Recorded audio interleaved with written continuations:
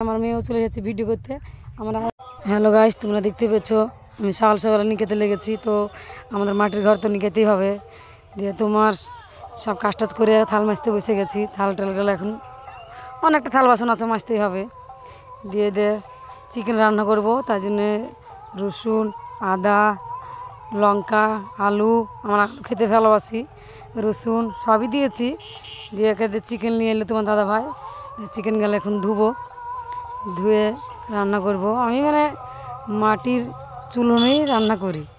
তো তারপর মশলা করে নিয়েছি, দিয়ে মশলাগুলো সব তেলে দিয়ে দিয়েছি। চিকেনটা দিব তাই। তো তোমরা ভিডিওটা দেখতে থাকবে শেষ পর্যন্ত, কেউ স্কিপ করবে না। তো আমি মিট মশলাটা দিয়ে দিলাম। আমি এইভাবেই রান্না করি, তোমরা কেমনভাবে রান্না করো কিন্তু জানি না আমি। তো মাংসটা কষা হয়ে গেছে, এবার দেখো কি সুন্দর লাগছে দেখতে। তো তোমরা দেখতে থাকো। তারপরে আলুগুলো দিয়ে সব দিয়ে এবার জল দিয়ে দিলাম। তো আমি গরম করে নিয়েছি জলটা, দেখো।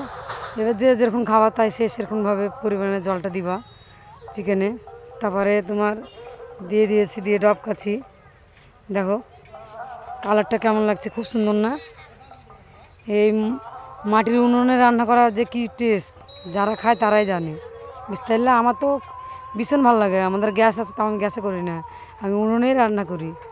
তো তারপরে তোমার মাংসটা খেয়েছি, তো তারপর ভালোই লাগছিল। তারপরে মাংস হয়ে এসেছে, দিয়ে তোমার দেখো আমি আলুগুলো হয়েছে নাকি তা দেখছি, দেখো। দিয়ে দেখতে দিলাম আমার মেয়েকে যে আলুগুলা হয়েছে নাকি। দেখছি আলুটা হয়ে গেছে। তো এবার আমি নামাবো, তাই সব রেডি করছি। তো তোমার একটু ভিডিও শ্যুট করতে যাব বলে সব কাজটা আগে রেডি করে নিলাম। খাওয়া দাওয়া করবো, করে ভিডিও শ্যুট করতে যাব। তো দেখো আমি চিকেনে কি দিচ্ছি, গরম মশলা না দিয়ে আমি জিরে ভাজা দিচ্ছি। আমাদের জিরে ভাজাই দিয়ে আমার জিরে ভাজাটা খেতে ভালো লাগে। তো দেখো রান্নাটা কেমন হয়েছে। তো তোমরা তো না খেলে বুঝতে পারবে না, যারা খায় তারাই জানে কেমন হয়েছে। তো তারপরও চিকেনটা রান্না হয়ে গেছে।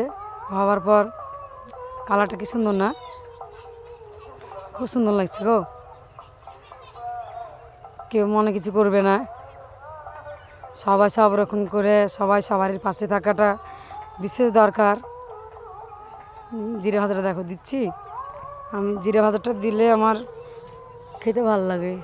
তোমরা কি দিয়ে খাও জানি না, আমি চিকেন রান্না করার পর জিরে ভাজাটাই দিই। এখন ঢেকে নিয়ে যাচ্ছি যেখানে খাবো সেখানে।